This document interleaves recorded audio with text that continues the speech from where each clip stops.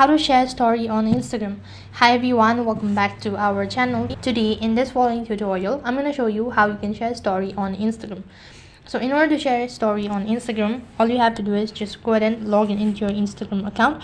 Now it will be very easy for you to share a story when somebody has actually mentioned you. When you go to your DMs icon, here go to the following, and as you can see in my case, the following user had actually mentioned me, but is soon the deleted. So in order to share it, all you have to do is just tap on add to your story, and that's gonna share story on your Instagram. However, if the user has not mentioned you, then you can take a screenshot of the following story. Just hold on to your side buttons like that, and once you've taken the screenshot, now swipe up and go to your story. Now you can see this is the one that you've currently taken the screenshot, and you can upload it to your story.